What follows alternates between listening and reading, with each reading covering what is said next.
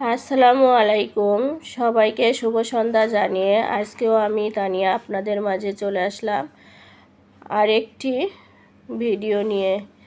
আশা করি সবার কাছে আমার আজকের ভিডিওটি অনেক বেশি ভালো লাগবে। আজকে সবার শুরুতে আমি বসিয়ে দিয়েছিলাম সন্ধ্যা রাতের রান্নাবান্না। আমার শরীরটা ভীষণ ভীষণ খারাপ, আসলে ভয়েস দেওয়ার মতো পরিবেশ আমার নাই, তারপরেও দিচ্ছি। ভুল ত্রুটি হলে সবাই ক্ষমা সুন্দর দৃষ্টিতে দেখবেন। আজকে বাজার করে নিয়েছিলাম, কিছু কাঁচা টমেটো এনেছিলাম, আলু দিয়ে ভাজি করে খাবো, তার জন্য একটা লাল মুরগি নিয়ে এসেছিলাম, কাঁচামরিচ, তারপরে কিছু ডিম, এগুলোই আজকে বাজার করে নিয়েছিলাম। আজকে আমার ভাই আসবে আমাকে দেখার জন্য। আমি এই 2 দিন যাবৎ প্রচণ্ড জ্বর, ঠান্ডা, কাশি এগুলোর মধ্যেই আছি।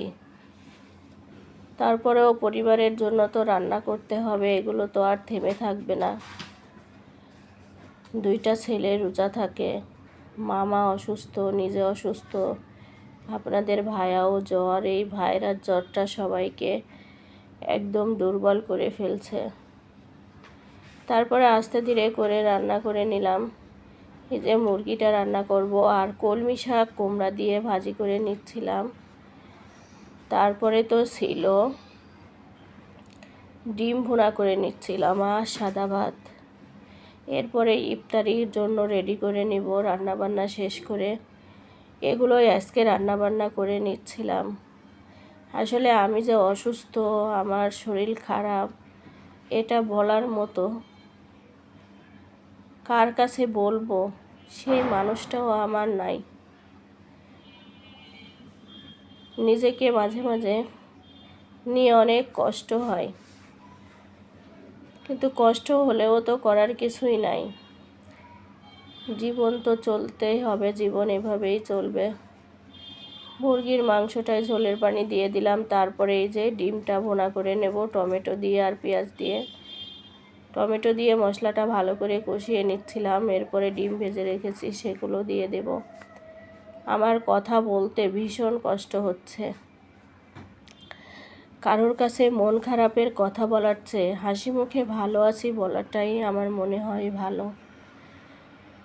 তো আমি শুকরিয়া আদায় করি যে সব কিছু মিলায়ে ভালো আছি, কিন্তু আমার যখন শরীর খারাপ হয় আমার নিজের অনেক কষ্ট হয় যে আমার তো সংসারে এমন কোনো মানুষ নাই যে আমাকে একটা কাজ করে দেবে, কারণ আমার তো 2টা ছেলে। তো সব কিছু মিলায়ে কষ্ট হলেও নিজের কাজকর্ম নিজেরই করা লাগে। এই যে মাংসটা রান্না হয়ে গেল, তারপরে কলমি শাকও ভাজি করে নিয়েছি, ডিমটাও ভুনা হয়ে গেল, আর আলু ভর্তা করে নিয়েছিলাম শুকনা মরিচ দিয়ে। যে আলু ভর্তা করে নিয়েছিলাম, এগুলোই আজকে আমার সেহরি আর সন্ধ্যা রাতের খাবার ছিল। এই মুরগিটা রান্না করলে কিন্তু দেশি মুরগির মতো লাগে, খেতে অনেক বেশি মজা লাগে। তারপরে যে সন্ধ্যায় ইফতারের জন্য রেডি করে নিয়েছিলাম ছোলা, প্রত্যেকের জন্য একটা করে ডিম সেদ্ধ করে নিয়েছিলাম, সালাদ কেটে নিয়েছিলাম, আপেল আর পেয়ারা কেটে নিয়েছিলাম, খেজুর ছিল, আনারস ছিল, আর শরবত, আর ছিল মিষ্টি। এই ছানার মিষ্টিটা খেতে কিন্তু অনেক বেশি মজা লাগে, এত মিষ্টি কম, খেতে অনেক মজা লাগে। মিষ্টিটা ডিপে ছিল, ডিপ থেকে একটু আগে বের করলে ভালো হতো, কিন্তু ইফতার করতে করতে নর্মাল হয়ে যাবে। এগুলো দিয়েই আজকে সন্ধ্যায় ইফতার করে নেব। আর সন্ধ্যা রাত আর সেহরির খাবার তো দেখতেই পেলেন।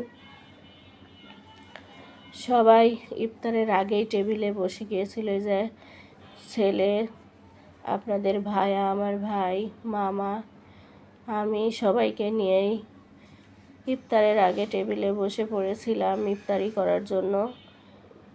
এই তো আলুর চপও করেছিলাম না, কোনো কিছুই না, শরীরটা তো ভালোই না, অনেক খারাপ। এগুলো দিয়ে ইফতার করে নেব, তাই আমার ভাই আমাকে অনেক বকা দিচ্ছিল কেন এগুলো আয়োজন করেছি। আজ এই পর্যন্তই। সবাই ভালো থাকবেন, সুস্থ থাকবেন।